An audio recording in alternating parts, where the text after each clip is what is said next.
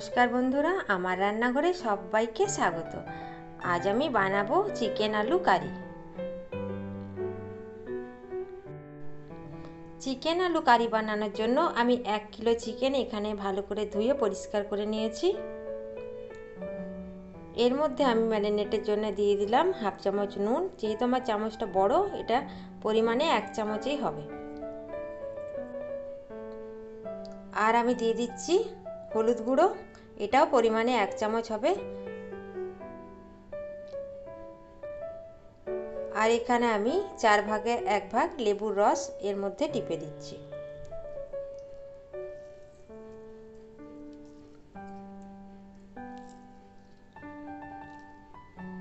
এরপর এটা আমি খুব ভালোভাবে মেখে নেব।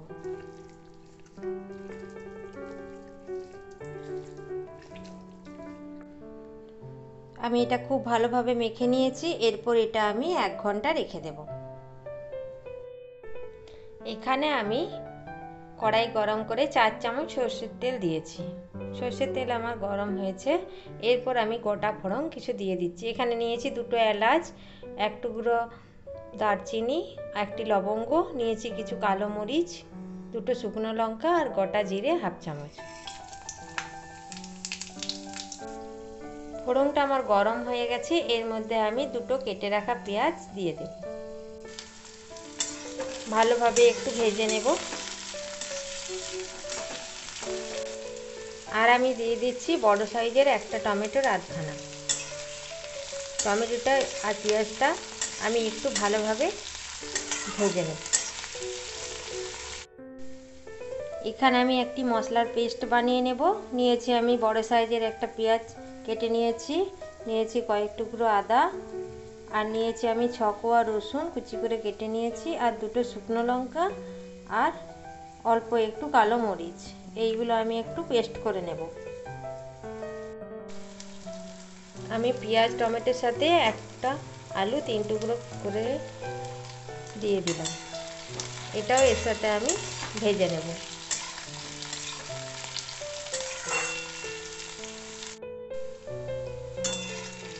পেঁয়াজটা আমার ভালো করে ভাজা হয়ে গেছে। এরপর আমি বেটে রাখা মশলা এর মধ্যে দিয়ে দেব।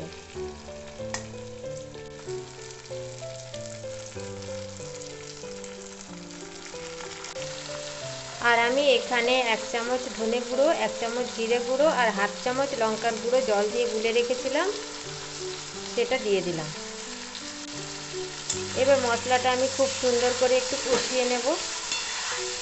আর এর মধ্যে দিয়ে দেব নুন আর হলুদ।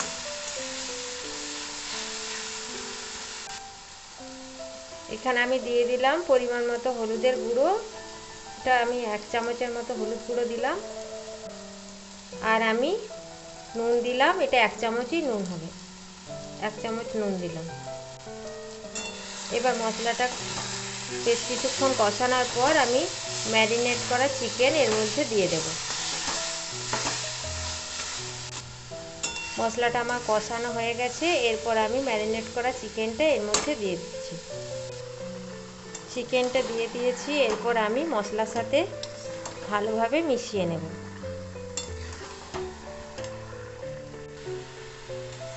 আমি মশলার সাথে ভালোভাবে মিশিয়ে নিয়েছি। এরপর আমি এটা 10 মিনিট ধরে চিকেনটা কষিয়ে নেব।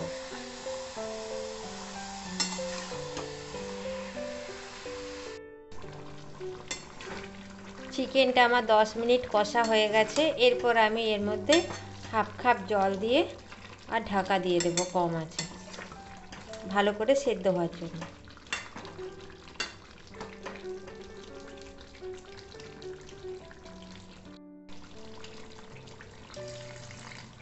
এর মধ্যে আগে থেকেই অনেকটা জল বেরিয়ে গেছে, ওই জন্য আমি একটু জল দিলাম হাফ কাপের মতো। এরপর আমি এটা ঢাকা দিয়ে দিচ্ছি। এটা আমি ভালো করে নাড়িয়ে দেব।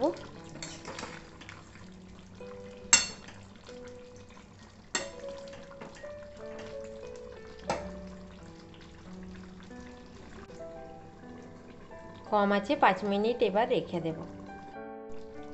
5 মিনিট পর আমি খুলে দেখব চিকেনটা আমার সিদ্ধ হয়ে গেছে। এরপর এর মধ্যে আমি 2টি ধনেপাতা কুচি ছড়িয়ে দিলাম।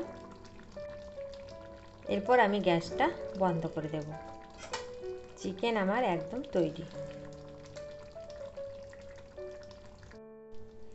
আমার এই চিকেনের রেসিপিটি যদি আপনাদের ভালো লাগে তো আমার চ্যানেলটিকে সাবস্ক্রাইব করার জন্য অনুরোধ রইল, আর একটি লাইক করবেন। নমস্কার।